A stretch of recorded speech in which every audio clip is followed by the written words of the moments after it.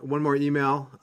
This one's from Eric, and this one's coming from Houston. I had to edit this down a little bit because there were some expletives, but it said, I heard you guys ranting about Houston Texans and Deshaun Watson. I have been a season ticket holder a long time, and you both sound like buffoons saying Deshaun Watson is out. Ever heard of a thing called negotiating leverage? Question mark. It says most of these athletes are spoiled brats and should respect the owners. If he was going to get an offer, say bye-bye after his temper tantrum. Hopefully you guys know more about Boston sports than you do about Houston. You were just jealous you have no QB in New England. The rest of the country loves to see New England tears. Okay, so Wow.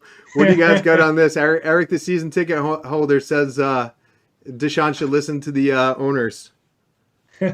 Eric, thanks very much for the email, man. We really appreciate it. Sorry, Brandon, don't mean to cut you off.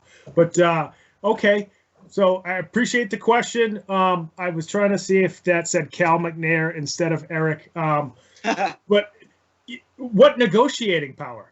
Watson already has a massive contract. The money is not the issue. Watson has not been included in any of the head coaching interviews or any of the GM interviews. And it's not that he wants to sit there in the interview and say, hi, how are you? What's your scheme? And all. He just wants a little bit of a say. He wants to be part of the process. He doesn't want to be the final decision maker, because that's up to the owner and the GM. He doesn't want to be the guy making the call, but he wants a little bit of just being involved with this organization, because they just traded his best player last year with DeAndre Hopkins. You know, there's rumors that J.J. Watt's going to get released or get cut. So he's seeing all these star players leave. So he's saying, okay, you guys are going to get rid of these star players. And some of it might be because Watson's now making the big money. But what's the plan?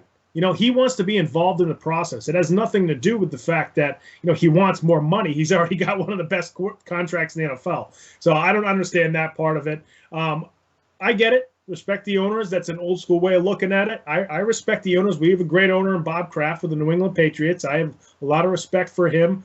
He just opened up a vaccination site at Gillette Stadium, which is awesome. One of the best things he's ever done.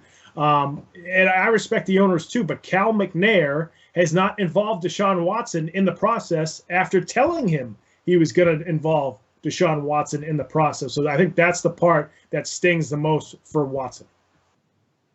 Yeah, I mean, for me, I think it's a couple of things. I wouldn't be surprised if in the years coming, if Cal McNair keeps it up, he's going to end up like the Los Angeles Clippers owner, get himself moved out, and somebody's just going to come in and want to buy his team, and everybody's going to say, move this guy out, because that's what's going to happen. And if you, I know people are like, oh, owns the team, he's a billionaire. Same thing that the Clippers owner was saying, right? He's gone now. So if Cal McNair keeps it up, that's where he's going to be. But I would say, to answer Eric, I would say I would take Katie's $100 and bet it that Deshaun Watson's leaving town, buddy.